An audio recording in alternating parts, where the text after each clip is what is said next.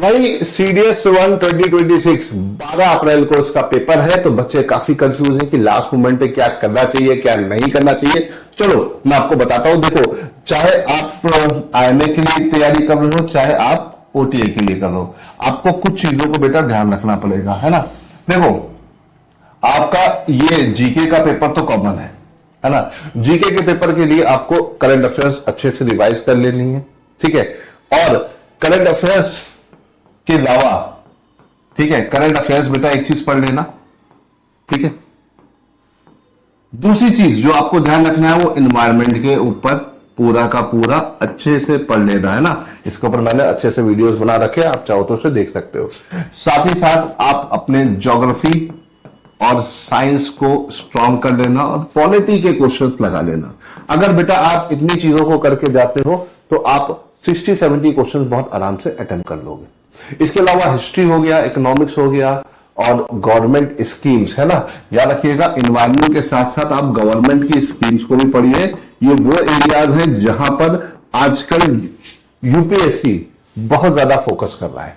Defence के से related current affairs पढ़ के जाइएगा तो आपको बहुत बेनिफिट मिलने वाला है ना। जो बच्चे इंग्लिश की तैयारी कर रहे हैं वो कॉम्प्रहेंशन, वोकैब और ग्रामर तीनों को अच्छे से पढ़ के जाए।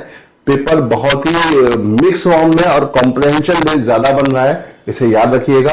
तो इंग्लिश में न्यूज़पेपर रीडिंग आपके लिए बहुत अच्छा रहता है, इसे ध्यान रखना, है ना।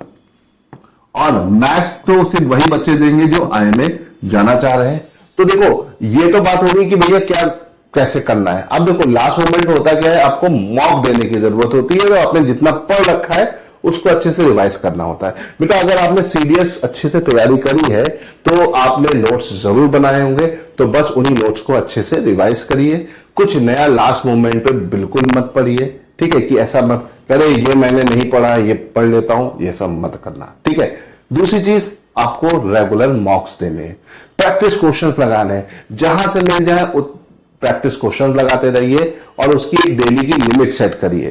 लिमिट सेट करने का मतलब यह है कि भाई देखो 100 क्वेश्चन यहां है, सॉरी 120 क्वेश्चन यहां है, 120 क्वेश्चन यहां है, 240 क्वेश्चन तो ओटीए वाले को करना होता है और 100 क्वेश्चन यहां पर 340 करना होता है आईएमए और आईएनए वालों को। तो ये चीज ध्यान रखिएगा कि आपको पर डे की एक लिमिट सेट करनी होगी कि मुझे इंग्लिश में 120 क्वेश्चन करने हैं, मुझे जीएस में 120 क्वेश्चन पढ़ के करने है, इनकी आदत सेट करनी पड़ेगी। मैथ्स में 100 क्वेश्चन करने की आदत सेट करनी पड़ेगी, है ना। तो नियर अबाउट आपको पर डे 300 के आसपास क्वेश्चन करने पड़ेंगे। अगर आप इतने क्वेश्चंस की प्रैक्टिस कर रहे हो दैट मीन्स आप राइट पाथ पे चल रहे हो, है ना। तो आपको मॉक लगाने, इसीलिए मॉक इंपॉर्टेंट हो जाते हैं। लास्ट मोमेंट पे मॉक काफी यूजफुल हो जाते हैं आपके पेपर के लिए, है ना। और अगर कुछ नया पढ़ना है आपको तो सिर्फ करंट अफेयर्स पढ़िए, है ना। करंट अफेयर्स के मैंने बहुत सारे वीडियोस बना रखे हैं, वन शॉट वीडियोस बना रखे हैं, बहुत सारी चीजें आपको बता रखी है। करंट अफेयर्स आपके पेपर में 20 से 22 क्वेश्चन बनाता है, इसे ध्यान रखिएगा। और साइंस 30 क्वेश्चन, तो सिर्फ इन्हीं दोनों को बेटा अगर अच्छे से पढ़ लोगे तो 50+ क्वेश्चन आपके हाथ में है। बाकी अगर आप एनवायरनमेंट, गवर्नमेंट स्कीम्स, ज्योग्राफी और पॉलिटी पढ़ के जाते हो तो 20-22 क्वेश्चन और आ जाएंगे। तो इतना सफिशिएंट होता है आपको पेपर में अच्छा स्कोर करने के लिए, ठीक है। और लास्ट मोमेंट पे ये मत करिए कि कुछ नया पढ़िए, नया पढ़ने की कोई भी जरूरत नहीं है। अगर आपने अच्छे से तैयारी कर रखी है तो आप आराम से पेपर क्वालिफाई कर लोगे, ठीक है। ये ध्यान रखिएगा, ठीक। और एक चीज ध्यान रखना कि यहां पर इंग्लिश का बहुत बड़ा रोल होता है, क्योंकि इंग्लिश का पेपर बहुत प्री डिफाइन होता है। बच्चा यहां पे 60-70 नंबर आराम से ले आता है। अगर आप इंग्लिश में इतने नंबर तक लेके आते हो तो आपका 80% काम यहां पर हो जाता है। क्यों? क्योंकि आपको फिर एक्स्ट्रा कितना चाहिए। अगर ओटीए जा रहे हो तो ओटीए जा रहे हो तो तुम्हें जीके में सिर्फ तुम्हें 30-40 नंबर और चाहिए, तुम्हारा कट ऑफ क्लियर। और अगर आईएमए जा रहे हो तो मैथ्स में 50 नंबर और चाहिए, आपका कट ऑफ क्लियर। तो यहां पर आपको 3 में से एक पेपर में अच्छा स्कोर करना पड़ता है, बाकी दोनों में आपको बैलेंस बना के चलना होता है।